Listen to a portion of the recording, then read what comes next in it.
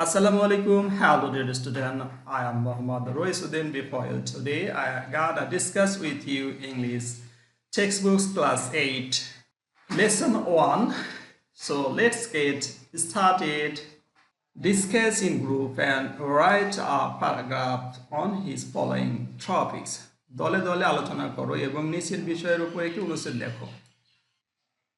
How has Bangladeshi folk music changed over the years and what it is importance in everyday life and culture today? বছরের পর বছর ধরে বাংলাদেশি লোকসঙ্গীত কিভাবে পরিবর্তিত হয়েছে এবং আজকের দৈনন্দিন দিন ও সংস্কৃতিতে এর গুরুত্ব কি? Number D. The following sentence describe the life of Hasan Rajas but are not in their correct order. Rearrange them to from a meaningful passage. নিচের বাক্যগুলো হাসান রাজার জীবন বর্ণনা করে, কিন্তু এগুলো সঠিক ক্রমে সাজানো নেই। এগুলোকে পুনর্বিন্যাস করে একটি অর্থপূর্ণ অনুচ্ছেদ তৈরি করুন। Number 8. His unique style of music filled with emotion and devotions made him one of the most prominent figures in Bangladeshi folk cultures.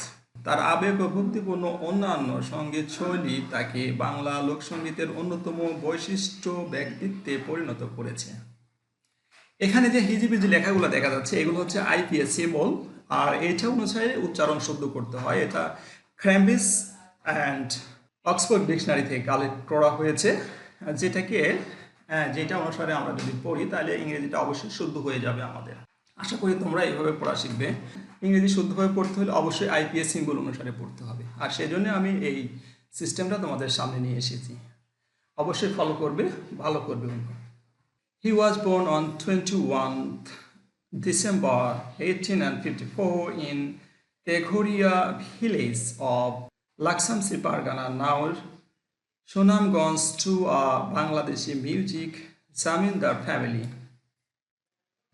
তিনি 1854 সালে 21শে ডিসেম্বর বর্তমান সুনামগঞ্জের লক্ষণশ্রী পরগনার তেঘরিয়া গ্রামে একটি বাঙালি মুসলিম জমিদার পরিবারে জন্মগ্রহণ করেন।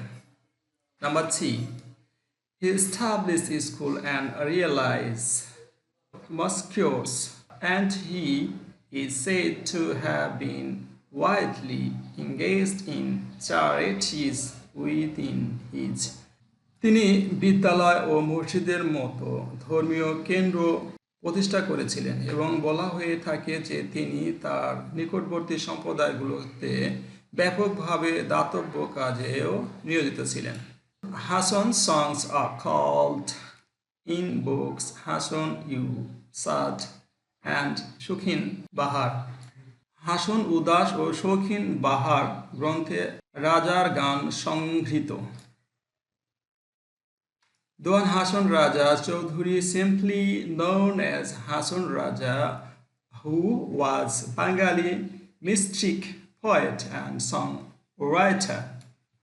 দেওয়ান হাসান রাজা চৌধুরী, যিনি কেবল হাসান রাজা নামে পরিচিত ছিলেন, একজন বাঙালি রহস্যবাদী কবি ও গীতিকার।